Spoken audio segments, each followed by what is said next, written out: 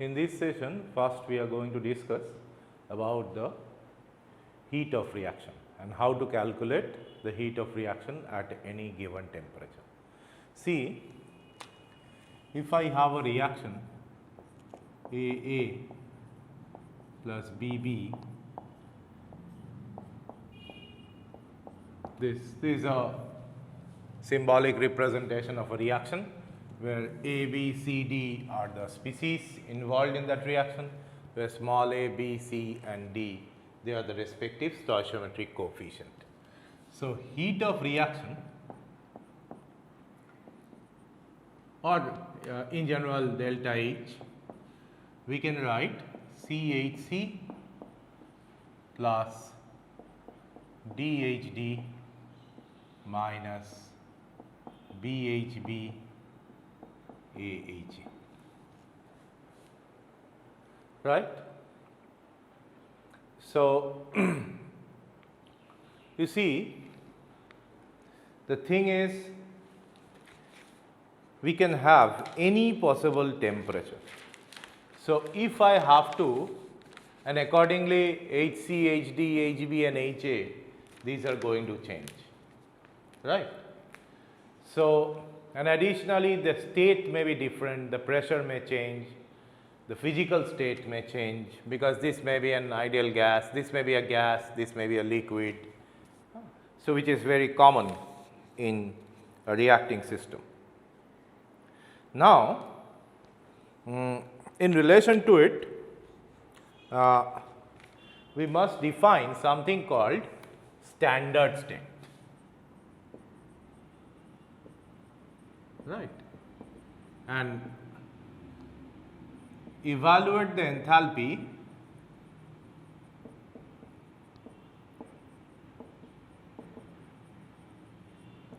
change of reaction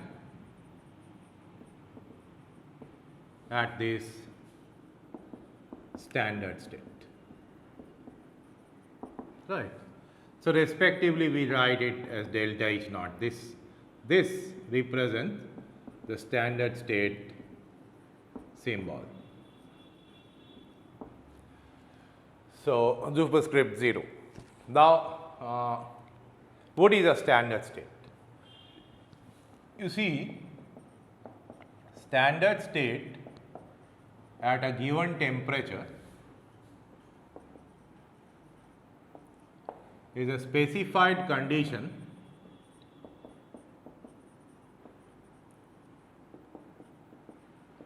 of physical state and pressure at the same temperature.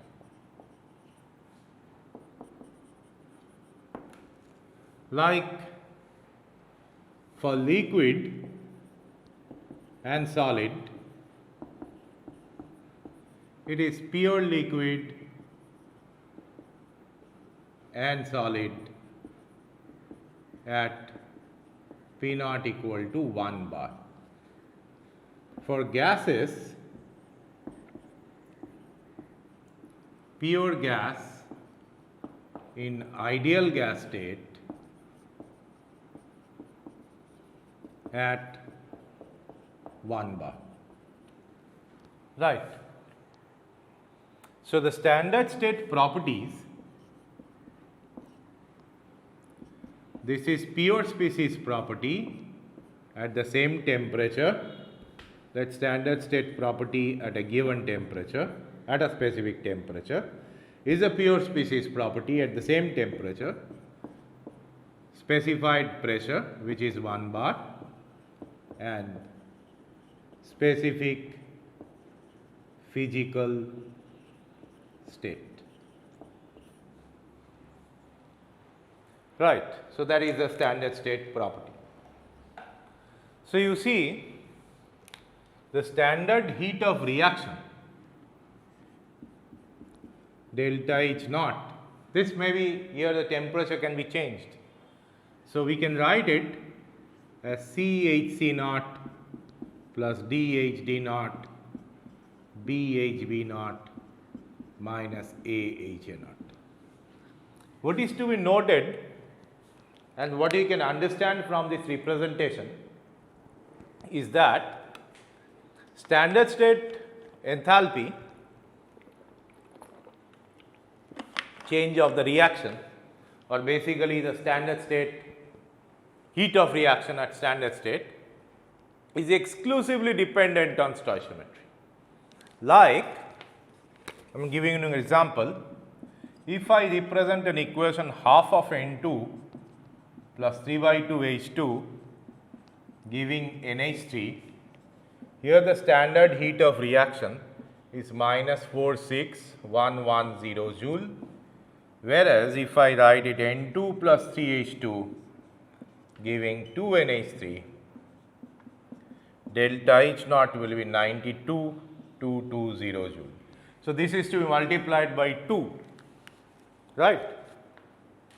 This is to be multiplied by 2 because here if I write delta H naught expression in terms of this, it will be this minus half N2 minus half 3 by 2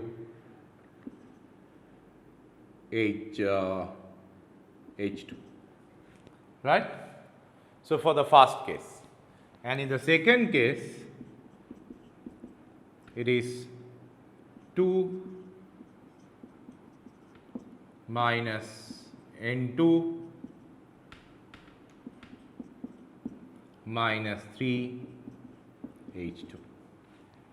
So, automatically say if it is delta H1 and this is 2, delta H2 naught is twice the delta H1 naught. It is obvious from the stoichiometry. Now, you see for individual these compounds or these molecules, right, it is not possible to tabulate the values of all these standard state enthalpies. So, here as we know, as we have studied in our school days, that here to calculate this we introduce heat of formation or heat of formation at standard state, that is standard heat of formation.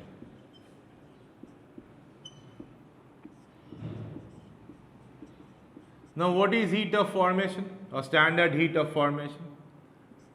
So, standard heat of formation is basically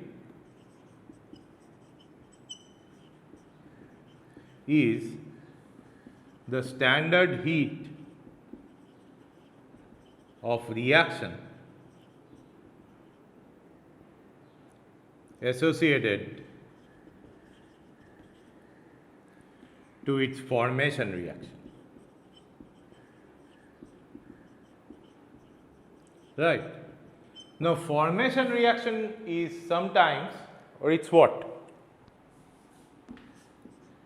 Next, what is formation reaction then?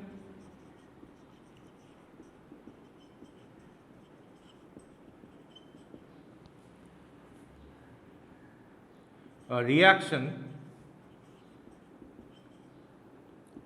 leading to the desired compound from its constituent elements. Now, you see formation reaction, if I write for different compounds, sometimes it may be real, but most of the time it is hypothetical. Like C plus O2 giving CO2 is a real reaction as well as it is a formation reaction of CO2. Then C plus half O2 giving CO is real reaction as well as formation reaction. However, H2 plus S plus 2O2 giving H2SO4 is the formation reaction of H2SO4, whereas the actual reaction, as you all know, it's H2O plus SO3, right?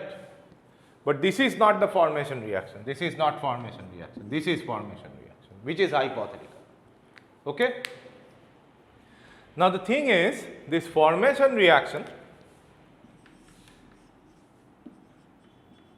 or heat of formations rather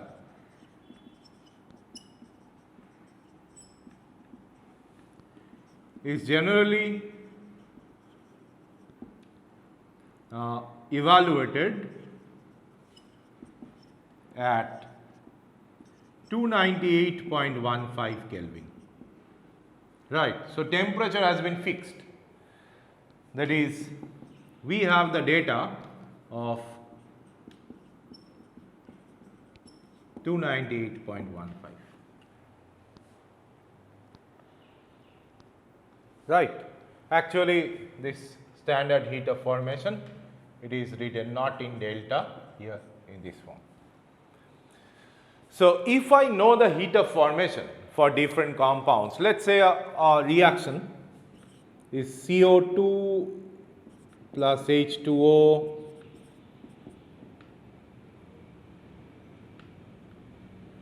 or say let us think, let us specify the same reaction which I have given, CO2 plus H2. CO2 plus H2, this reaction I have given for which I have the data just right now, CO plus H2. And we have to calculate the first standard heat of reaction at 298.15. This we have to calculate. So you see, here we have to apply the Hess law, which you have studied in 10+2 chemistry. So if I write the formation reaction directly of the product, half O2 giving CO, H2 plus half O2 giving H2O. Elements, it has got heat of formation equal to 0, and CO2's formation reaction we will write in a reverse form, C plus O2, right. So here the formation, heat of formation is HF naught CO2, this is HF naught H2O, and this is minus of HF naught CO2, this is CO. Now if I add them, I will get this at 298.15, which is heat of formation of CO, let us write it in this form at 298.15 plus heat of formation of H2O at 298.15 minus heat of formation of CO2 at 298.15. So in the handout this is an example given. So you add that, you will get the heat of reaction at 298.15. However, this reaction may be taking place at a much different temperature than this specified 298.15. So first step is that once you have the reaction, for the product you write the formation reaction just as it is. For reactant you just revert the formation reaction and adjust the stoichiometry such that it cancels out. See here half O2 cancels out here, correct. H2 this is null and void, and C and C cancels out. So what is left here? H2 plus CO2 giving H2O plus CO. So accordingly we have got the reaction. Sometimes here the stoichiometric coefficient here, it's everywhere 1, it may not be 1. So definitely then you have to multiply the heat of formation or the respective formation reactions balanced equation by the appropriate coefficient, right. So once you have done this, you will be able to calculate the heat of reaction. So, standard heat of reaction, right, from the standard heat of formation at 298.15. So, basically knowing HF 298.15 for different components participating in the reaction, we can calculate this standard heat of reaction at 298.15 by Hess law. Right. Next, the question is, we have to calculate it at some T. So, how to do it? Right. You see that heat of reaction now is to be calculated, or rather standard heat of reaction is to be calculated at some different temperature at which the reaction is actually taking place. So, how will you do that? Here you see that if I represent a reaction 0 equal to the summation nu I ai, right, like example is 0 equal to C plus O2, or rather CO2 minus C minus O2. Okay.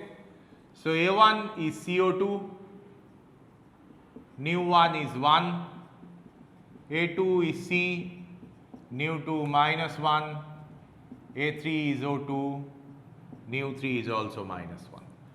So, if we write the reaction in this form, the stoichiometric coefficient of this product will be positive, and for the reactant it will be negative. It is obvious.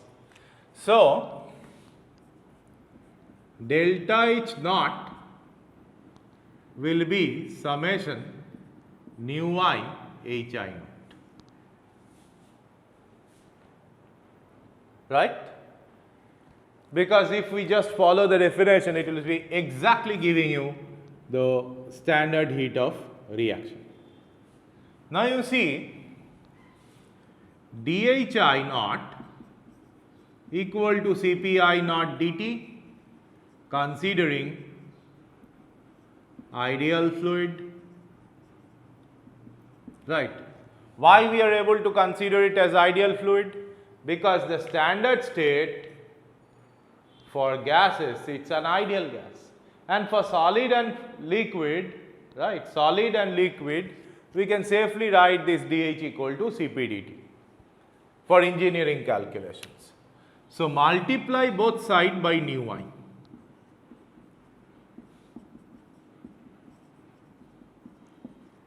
And take a sum over this I.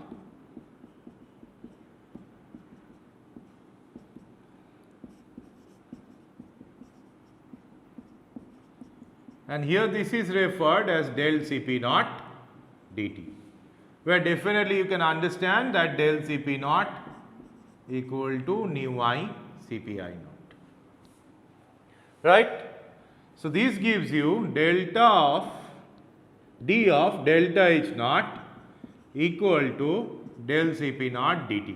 Now, you integrate it from T to this 298.15.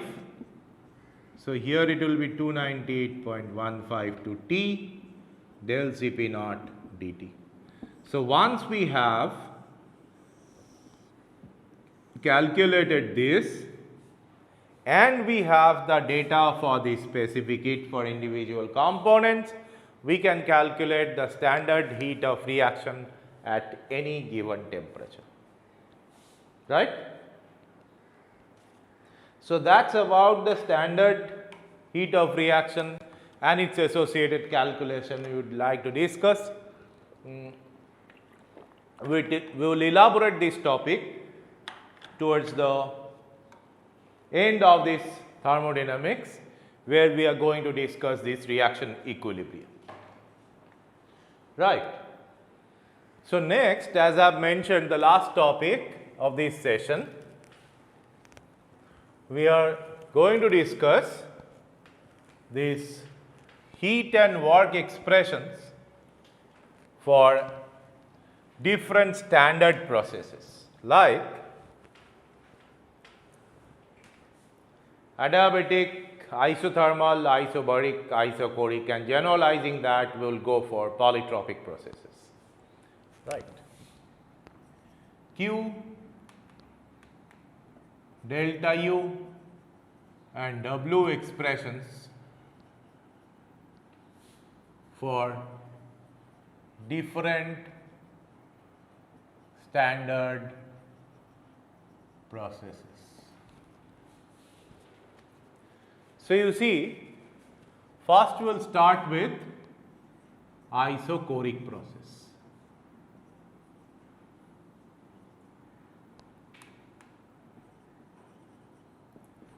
Which is categorized as volume or invariance in volume. So dV equal to 0. So no matter whether it is reversible or irreversible, P opposing dV must be equal to 0. It is generally we have written for irreversible. So del W equal to 0 as there is no change of volume, right. So del Q is equal to du upon integration Q is equal to delta U, right. And now if I consider for ideal gas, we can write Q is equal to Cv into delta T, maybe N, where N is the number of moles, right. So delta U, Q and W, which is 0, has been calculated for this isochoric process. Second is isobaric process. Say here pressure is constant. So if pressure is constant, you see del W is equal to P opposing dV. Pressure constant does not mean the opposing pressure will also remain constant. It may not, right. So we have to go for reversible assumption.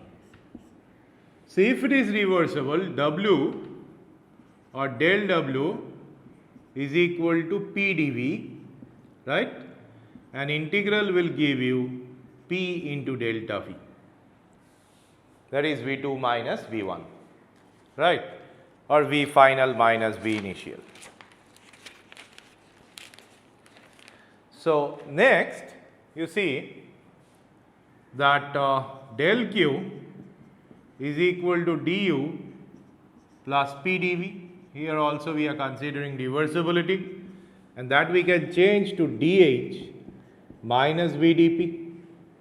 So integration will give you QP. Here we could have written it as QV also. QP, the heat exchange in a constant pressure process, it's equal to delta H, right. And that's the very important equation, because this actually justifies the empirical law of calorimetry, because this is equal to NCP delta T, right. If it is molar or MCP,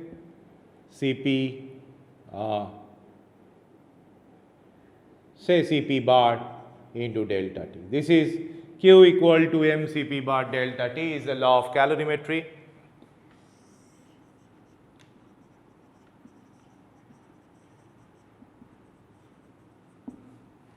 Right, which was initially when it was introduced, it was empirical, but this has been justified in terms of that enthalpy.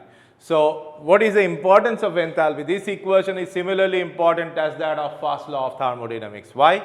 Because here the change of this is change of a state variable.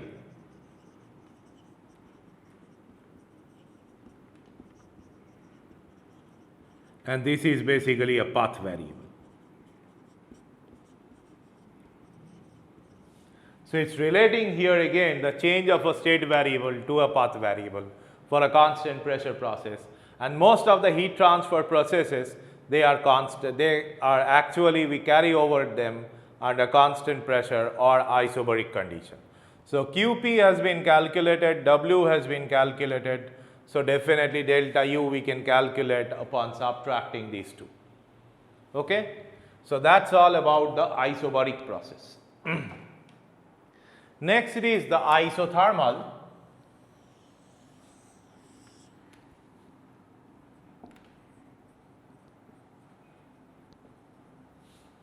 Or constant temperature process. Right. So you see that from first law we know that Q is equal to delta U plus W. Now for ideal gas, here there are two fundamental assumptions we are actually considering when deriving all these equations. One is reversibility, another is ideal gas.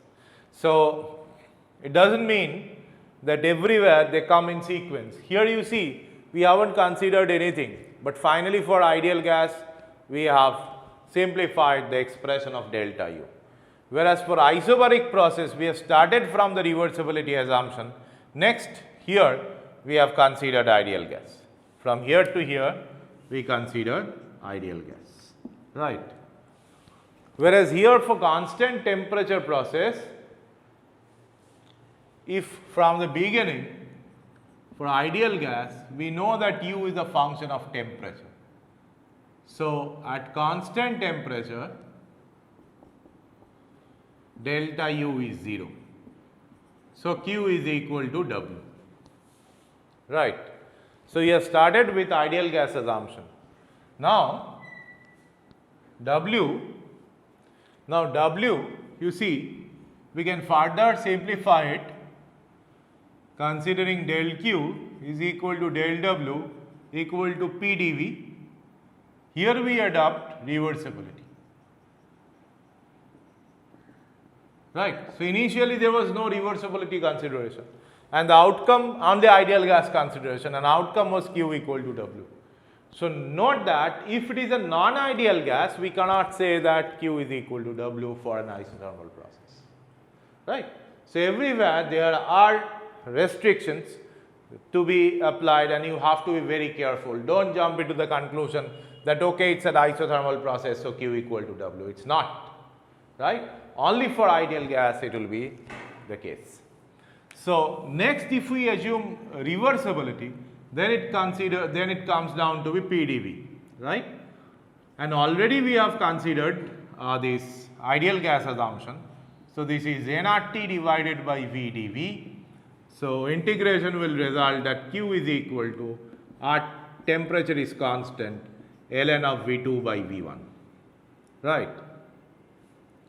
So as temperature is constant, we know this Boyle's law will be applicable here.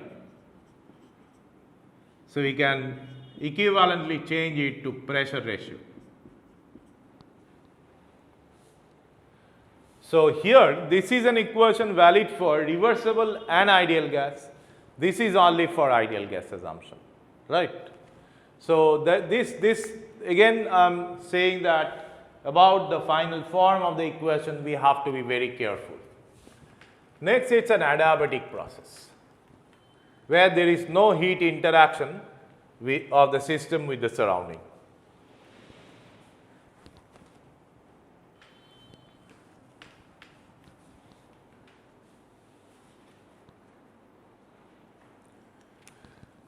So process 4,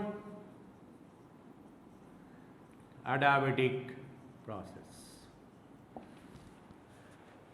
So you see in adiabatic process, as we all know, that Q is equal to 0, no assumptions. So immediately we get that 0 is equal to delta U plus W. So this is a universal equation for adiabatic process without any assumption of reversibility or ideal gas, right. Next, if I consider reversibility here,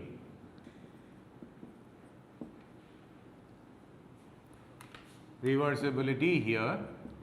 Then we can write an ideal gas also. Then we can write that 0 is equal to, in the differential form, so differential form is du plus del w. So du we can write as Cv dt, del w we can write as Pdv. Okay. So here we see that Cv dt minus sign is RT divided by V dV. RT divided by V dV. So if I integrate from T1 to T2, Cv dt by T, and here R dV by V from V1 to V2, what you will get? Cv ln T1 by T2, R ln V2 by V1. Now R, you see, it's Cp minus Cv for ideal gas, right? So this we can justify through a proof, very simple proof. See, Cp minus Cv equal to del H del T at constant P minus del U del T at constant V. Okay? So you see this dH is equal to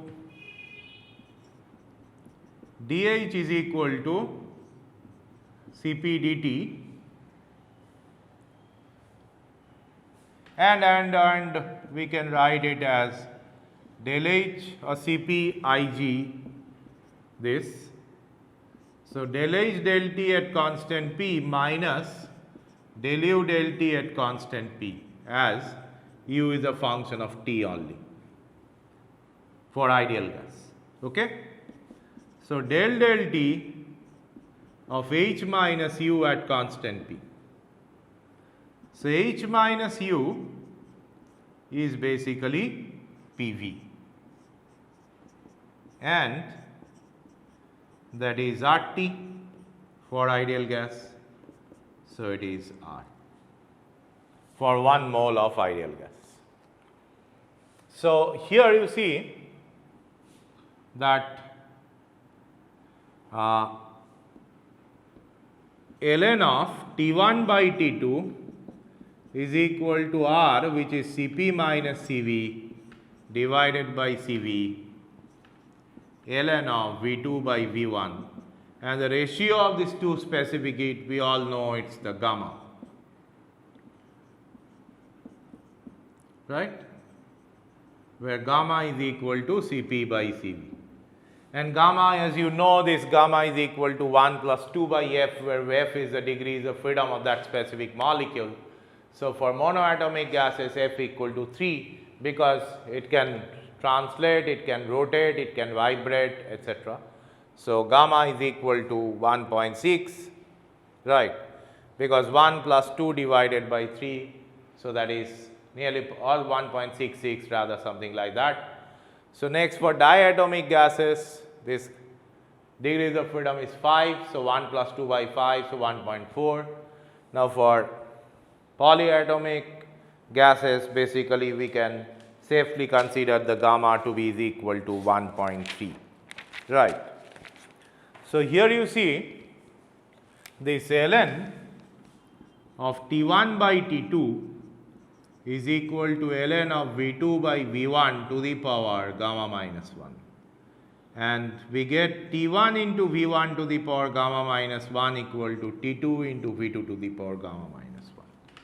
So this is a relation, adiabatic process relation for ideal gas with reversibility, right.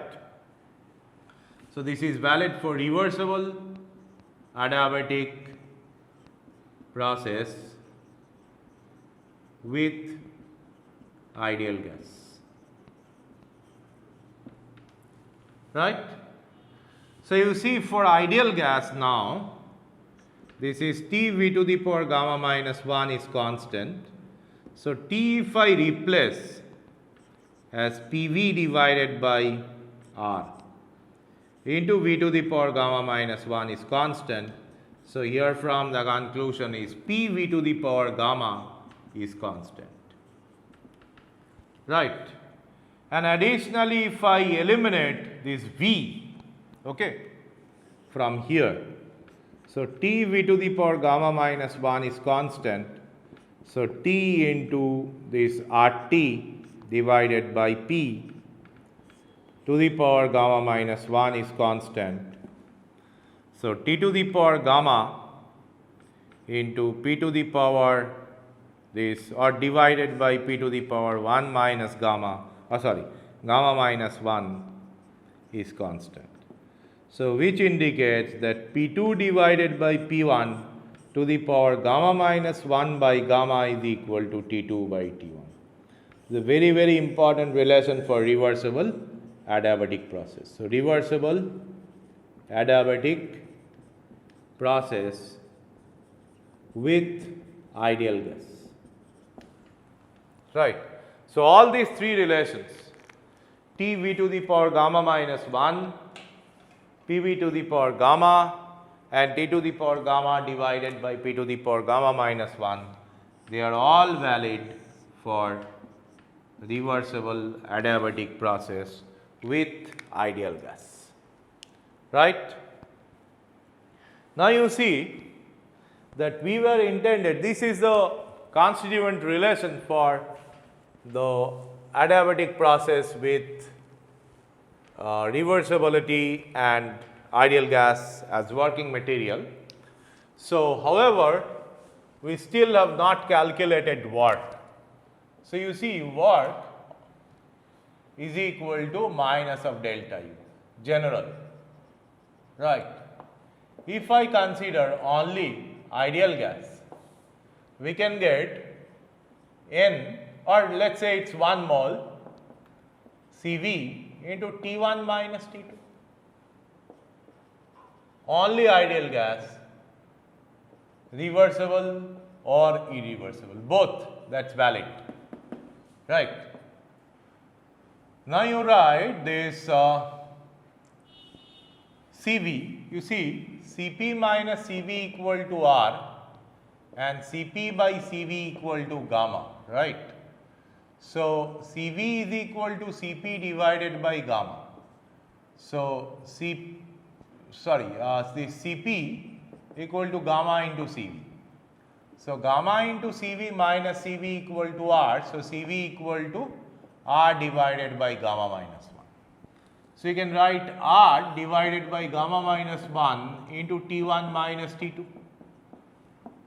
Now, RT1 is P1 V1, RT2 is P2 V2 divided by gamma minus 1. This is also another working relation valid for ideal gas, but for both the process reversible as well as irreversible. So, this is another one equation, this is another equation, right. Ideal gas only, ideal gas assumption only, right. However, in addition to that, if I consider reversibility, what do we get? We get, you see that R divided by gamma minus 1, if we take this T1 common, so 1 minus T2 by T1, which is P2 by P1 to the power gamma minus 1 by gamma. Right. And this we can indirectly again prove considering this PV to the power gamma constant. Like, if PV to the power gamma is constant, let us say it is K. So, P is equal to K into V to the power minus gamma. Now, W reversible, here it is only for reversible process. W reversible, we know it is PdV from V1 to V2. So, V1 to V2 integral K into V to the power minus gamma dV, right. So, K into V to the power 1 minus gamma divided by 1 minus gamma V1 to V2. So if I write k into V1 to the power 1 minus gamma, k into V2 to the power 1 minus gamma divided by, it will be gamma minus 1. Now you see P1 into V1 is equal to k into V1 to the power 1 minus gamma, and P2 into V2 is k into V2 to the power 1 minus gamma. So you can get this P1 V1 minus P2 V2 divided by gamma minus 1, and again it is R divided by gamma minus 1 into T1. So 1 minus T2 by T1, which is P2 by P1 to the power gamma minus 1 by gamma. So the thing is, we can get the relation, we can establish that relation for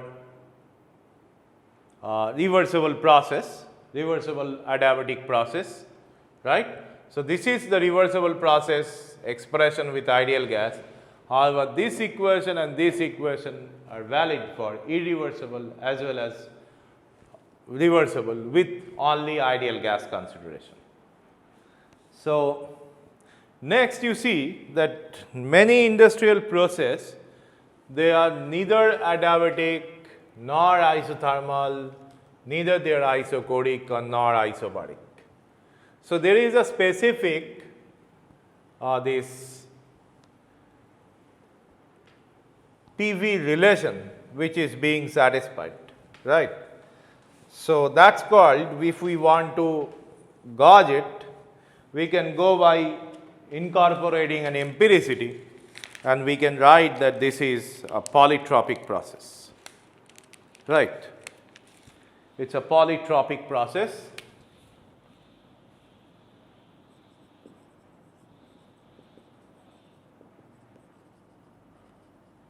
Here PV to the power delta equal to constant. PV to the power delta, that's equal to a constant. So again this P is equal to k into V to the power minus delta. So you will eventually get this form of expression that W is equal to P1 V1 minus P2 V2, P1 V1 minus P2 V2 divided by delta minus 1, right. So you see it is equal to R T1 by delta minus 1, 1 minus T2 by T1. So the fact is that if it is an ideal gas, here it is an ideal gas assumption we have used for polytropicity, right. So for polytropic process, if it is an ideal gas, then we can here, by following the same technique for adiabatic relation, we can establish that T2 by T1 is equal to P2 by P1 to the power delta minus 1 by delta. So we get that W is equal to RT1 divided by delta minus 1, 1 minus P2 by P1 whole to the power delta minus 1 by delta. So that's the general expression, definitely applicable for all the different types of polytropic process, no matter whether it is reversible or irreversible. Now you see delta U is equal to CV into this T2 minus T1, right. CV into T2 minus T1. So, and CV is equal to R, and we consider T1, if you take common, this is gamma minus 1, and here inside it is T2 by T1 minus 1. So again P2 by P1 to the power this minus 1. So that's delta U expression. So Q is equal to delta U plus W, and if I do that, I will get a big expression delta minus gamma into RT1 divided by delta minus 1 into gamma minus 1 whole bracket this 1 minus P2 by P1 to the power delta minus 1 by delta. So that's the general expression for the heat interaction in case of a polytropic process. So, you see this from this polytropicity we can get back to different elementary simple processes like delta equal to 0, right. So, it is isobaric. Delta equal to 1 isothermal, definitely with ideal gas. Now, delta equal to gamma adiabatic, and finally delta tending to infinity, it becomes isochoric, right. So, volume constant, I will get it for delta equal to or delta tending to infinity. So, that is about the initial part of the thermodynamics. Let us solve a problem.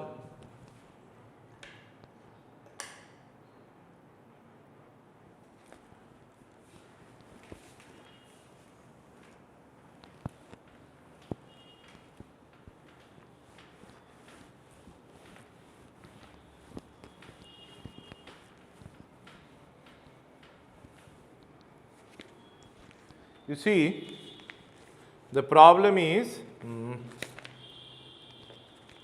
1 mole of ideal gas, N equal to 1 ideal gas, initially at 30 degree, that means 303 Kelvin, 1 bar, undergoes the following reversible changes. It compressed isothermally to a point that when it is heated at constant volume at 120 degree, its final pressure is 12 bar. That it's compressed isothermally from point 1 to point 2, right.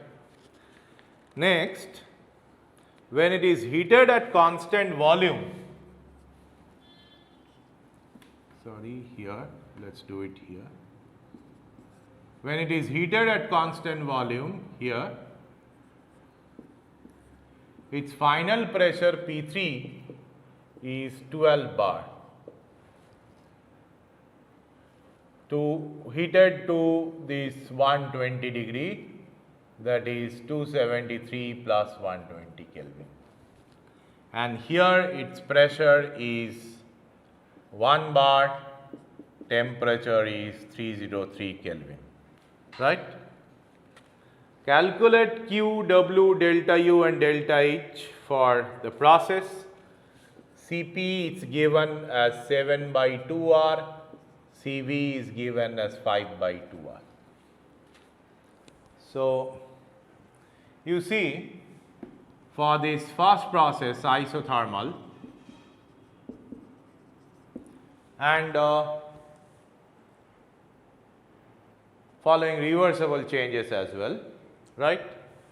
So, isothermal reversible 1 to 2, okay, and 1 mole of gas, ideal gas. So, it is first compressed. So, when it is compressed, so delta U or first let us temperature here is T2 is also 303 Kelvin. So, first we can calculate delta U to be equal to 0. Now, W is equal to Q is equal to R into T1 into ln V2 by V1, right. And here the volume and here the volume remains the same. So, as it is 1 mole, the temperature is given, here the pressure has not been given, the volume remains same. Okay, let me check just.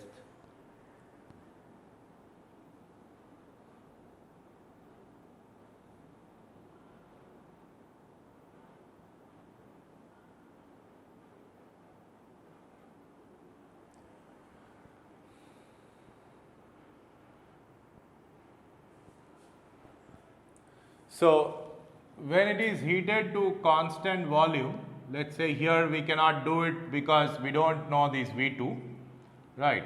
So V2 is to be calculated. So when it is for this step constant pressure, so pressure into delta V will be the work. So Q is equal to, at constant volume, so it is 0. So Q is equal to simply delta U, right. So as this temperature is given 303, to a temperature which is final temperature is given, CV is given. So you can calculate here what is Q, what is delta U, and W, that's equal to 0. So and additionally we know that pressure and temperature, so we can calculate V3. V3 will be same as V2. So V2 is known, so we can calculate this Q or W in this fast process, right. So you see that P3 T3 given, we can calculate V3 because number of moles is 1. So here we have this volume, and that's equal to V2. Here V1 we also know, right. So from there we can calculate this V2 by V1. So that's all about the first phase or the introductory section of the thermodynamics. In the next session we are going to discuss about the second law and the subsequent heat engines, the implications of the second law and entropy finally. Thank you.